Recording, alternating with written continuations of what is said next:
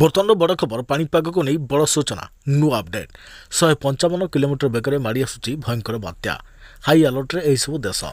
ଜାଣିବା ସମ୍ପୂର୍ଣ୍ଣ ଅପଡେଟ୍ କ'ଣ ରହିଛି ଡିଟେଲ୍ସ ଇନଫର୍ମେସନ୍ ପାଣିପାଗକୁ ନେଇ ତା ପୂର୍ବରୁ ଭିଡ଼ିଓକୁ ଲାଇକ୍ କରନ୍ତୁ ଯଦି ପାରୁଛନ୍ତି ଆପଣଙ୍କର ସାଙ୍ଗସାଥୀମାନଙ୍କୁ ଭିଡ଼ିଓଟିକୁ ସେୟାର କରିନିଅନ୍ତୁ ଯଦି ଫ୍ରେଣ୍ଡସ୍ ଆପଣମାନେ ଆମର ଏହି ଚ୍ୟାନେଲରେ ନୂଆ ହିଁ ଭିଡ଼ିଓ ଦେଖୁଛନ୍ତି ପୂର୍ବରୁ କେବେ ବି ସବସ୍କ୍ରାଇବ୍ କରିନାହାନ୍ତି ତେବେ ନିହାତି ଚ୍ୟାନେଲକୁ ସବସ୍କ୍ରାଇବ୍ କରିବା ସହିତ ପାଖରେ ଆସୁଥିବା ବେଲ୍ ଆଇକନ୍କୁ ବଜାୟ ରଖିଥାନ୍ତୁ ତେବେ ମାଡ଼ି ଆସୁଛି ଭୟଙ୍କର ବାତ୍ୟା ଦିଲ୍ଲୀ ଭଳି ଲୋକ ସଂଖ୍ୟା ରହିଥିବା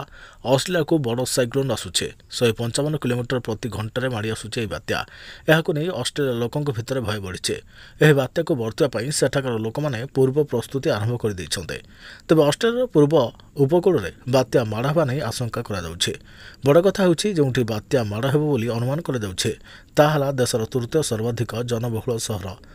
ବ୍ରିସବେନ୍ ଆଶ୍ଚର୍ଯ୍ୟର କଥା ସାଇକ୍ଲୋନିକ୍ ଷ୍ଟର୍ମ ସହିତ ବନ୍ୟା ସ୍ଥିତି ମଧ୍ୟ ଆଶଙ୍କା କରାଯାଉଛି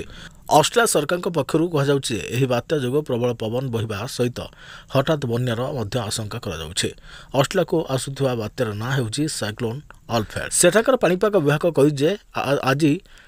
ଦ୍ୱିପହର ବେଳକୁ ପବନର ବେଗ ବଢ଼ିବ ତେବେ 155 କିଲୋମିଟର ପ୍ରତି ଘଣ୍ଟାରେ ପବନର ବେଗ ରହିବ ବୋଲି ପାଣିପାଗ ବିଭାଗ କହିଛି ଏହାର ପ୍ରଭାବରେ ପ୍ରବଳ ବର୍ଷା ହେବା ସହିତ ପବନ ବହିବ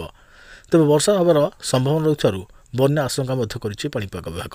ଏନେଇ ଅଷ୍ଟ୍ରେଲିଆ ଲୋକମାନେ ଏବେ ଭୟରେ ରହିଛନ୍ତି ଖବର ସରବରାହ ସଂସ୍ଥା AFP ଅନୁସାରେ ଏହା କ୍ୟାଟେଗୋରୀ 2 ଲେଭେଲର ସାଇକ୍ଲୋନ୍ ଏଥିରେ ବଡ଼ ବଡ଼ ଗଛ ଓ ଘର ଭାଙ୍ଗିବାର ଯଥେଷ୍ଟ ଆଶଙ୍କା ମଧ୍ୟ ରହିଛି